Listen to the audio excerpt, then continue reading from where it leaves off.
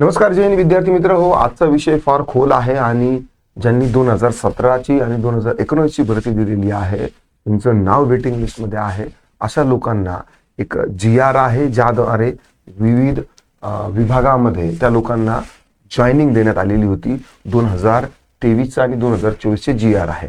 मग आता जी पुरवणी यादी सध्या 2019च्या भरतीमधली सध्या वेबसाईटवरती आहे अशा विद्यार्थ्यांसाठी हा जो GR आहे एक आशेचा किरण असू शकतो की जी अपकमिंग 17,450 पदाची भरती येणार आहे त्यामध्ये त्यांना देखील काही अंशी चान्स असू शकतो असं म्हणायला हरकत नाही. अर्थात कागदपत्र जे आहे तर ते पुराव्या जो आहे तर तो हेच सांगतो. चला तत्पूर्वी आपली ही जी महाराष्ट्र शासनाची ही जी ST महामंडळाची भरती आहे त्यासाठी आपली लाईव्ह प्लस रेकॉर्डेड बॅच सुरू झालेली आहे. 899 रुपये फक्त याची फीस आहे. यामध्ये आता 24, 25, 26 3 दिवस जे आहे 26 जानेवारीची ऑफर आहे. 899 मध्ये तुम्हाला हे ST महामंडळ भरतीचं महाराष्ट्रातलं एकमेव असं पुस्तक आहे ते फक्त हेच आहे. आणि आपलं जे चॅनल आहे तुम्हाला तर माहितीच आहे की आपण फक्त एकच चॅनल आहे की जे यावरती एवढं काम करतं. ठीक आहे. आपलं ऍप्लिकेशन जे आहे तर ते इन्स्टॉल करा. ठीक आहे. आणि ऍप्लिकेशन मधूनच तुम्ही कोर्स आणि पुस्तक जे आहे तर ते तुम्हाला ऑर्डर करता येऊ शकतो. नाव आता पहा माझ्याकडे 20/7/2023 हे पत्रक आहे.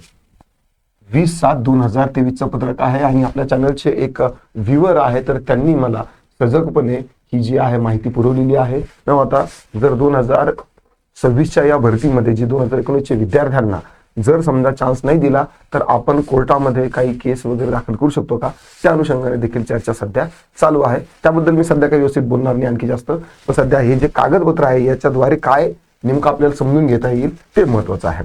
हे पत्र आहे 2023 मुंबई नियंत्रक विभाग.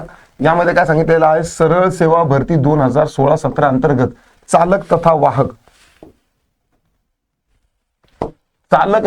वाहक पदातील अतिरिक्त व पुरवणी यादीवरील उमेदवारांना नेमणुका देण्याबाबत कधीच्या 2016 आणि 17च्या जी भरती झाली होती त्याच्यामध्ये जे अतिरिक्त पुरवणी यादीमध्ये ज्यांचं नाव आलं होतं सिलेक्ट झाले नंतर एक यादी लागली वेटिंग लिस्ट त्याच्यानंतर अतिरिक्त पुरवणी यादी लागली त्याच्यामधील लोकांना ज्या आहे तर त्या नेमणुका देण्यात याव्या. आणि हा जो आहे तर संदर्भ दिलेला आहे 19/7/2023 20/7चा हा GR आहे. आता यामध्ये काय सांगितलेलं आहे उपयुक्त संदर्भित विषयानुसार आपणास कळवण्यात येते की सरळ सेवा भरती 2016-17 अंतर्गत चालक तथा वाहक पदातील अतिरिक्त व पुरवणी यादीतील उमेदवारांना नेमणुका देण्याबाबतची कार्यवाही करण्याबाबत महाव्यवस्थापक यांनी आदेश दिलेले आहे. मुंबई प्रदेशात सार्थ किमीमध्ये वाढ करण्यासाठी चालक तथा वाहकांची आवश्यकता भासत असल्यामुळे त्या अनुषंगाने चालू नियमानुसार चालक तथा वाहकाची बिंदू नामावलीनुसार रिक्त स्थिती घेतलेली आहे. आणि आपल्या विभागातील 2016-17 अंतर्गत चालक तथा वाहक पदातील अतिरिक्त व पुरवणी यादीवरील उमेदवारांची माहिती सोबत जोडलेल्या नमुन्यात आहे. खाली जो नमुना होता तर त्यांच्यामध्ये त्यांनी यादी जी आहे तर ती देखील प्रकाशित केलेली होती. 24/7/2023 रोजी 17 वाजेपर्यंत ईमेलद्वारे कार्यालयास सादर करण्यात यावी. ठीक आहे. देन तसेच सदर सन 2016-17 अंतर्गत चालक तथा वाहक पदातील अतिरिक्त व पुरवणी यादीवरील उमेदवारांचे सेवापूर्व प्रशिक्षण व अंतिम वाहन चालवण्याची चाचणी घेणे बाकी असल्यास तसे कार्यालयास अवगत करावे. म्हणजे आता जर त्यांची समजा काही सेवापूर्व प्रशिक्षण आहे म्हणजे ट्रेनिंग जे आहे ट्रेनिंग जर झालेलं नसेल तर त्यांचं ट्रेनिंग घ्यायचं आहे. आणि अंतिम वाहन चालवायची चाचणी म्हणजे वाहन चालू शकतात की नाही 7 दिवस ट्रेनिंग आणि नंतर 8व्या दिवशी टेस्ट होते ती त्यांची घेण्यासाठी हा एक विषयाचं हे एक पत्र आहे. ठीक आहे. महाव्यवस्थापक यांचं आहे हे पत्र जे आहे मी तुम्हाला आपल्या टेलिग्रामला आणि व्हॉट्सअप चॅनलला आपल्याला मी प्रोव्हाइड करेन. त्यासोबतच ते झालं 23चं होतं पत्र. आता हे जे खालचं जे पत्र आहे तर हे आहे 2024 20 फेब्रुवारी 2024 आहे. ठीक आहे. विशेष बाब म्हणून ठीक आहे इथं काय थोडंसं मोठं करतो मी. विशेष बाब म्हणून सरळ सेवा भरती 2016-17 अंतर्गत चालक तथा वाहक मधील निवड झालेल्या 168 पात्र उमेदवारांना इतर उमेदवारांसारखे राष्ट्रीय परिवहन योजनेत सेवेत रुजू करून घेण्याबाबत म्हणजे जे 168 जे पात्र उमेदवार होते तर त्यांना काय केलेलं आहे की या 2024च्या फेब्रुवारी महिन्याच्या या GR नुसार त्यांना रुजू करून घेण्यात आलेलं आहे.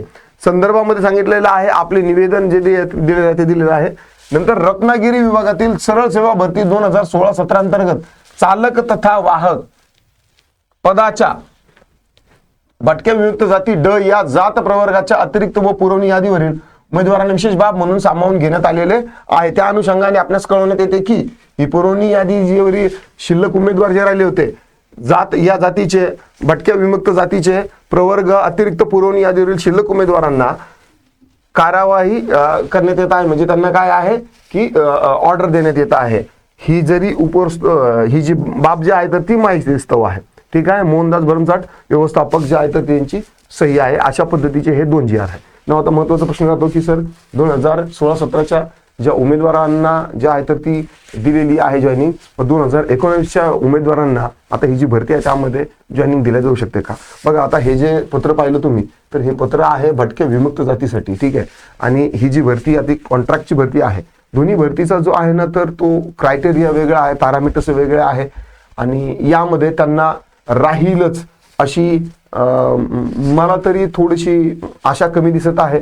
तरीही या GRच्या आधारे आपण जर समजा कोर्टामध्ये जरी केस दाखल केली तरीही त्याचं समाधानकारक उत्तर येईलच असं नाही, पण प्रयत्न करणं हे आपलं काम आहे. या आता विविध संघटना आहे किंवा विद्यार्थी जे आहेत तर त्यांच्याशी बोलल्यानंतर पुढची रणनीती ठरेल. या व्हिडिओचा उद्देश फक्त एवढाच होता की मागचे जे 18-19चे जे विद्यार्थी आहेत तर त्यांच्यासाठी 10% का होईना, 1% का होईना, पण चान्सेस आहे की तुम्हाला डायरेक्टली सेवेमध्ये ते रुजू करून घेऊ शकतील वेटिंग लिस्टमध्ये जर तुमचं नाव असेल तर. चला आजचा व्हिडिओ संपवतो, थांबवतो. पुन्हा भेटूया पुढच्या व्हिडिओमध्ये. तोपर्यंत राम राम.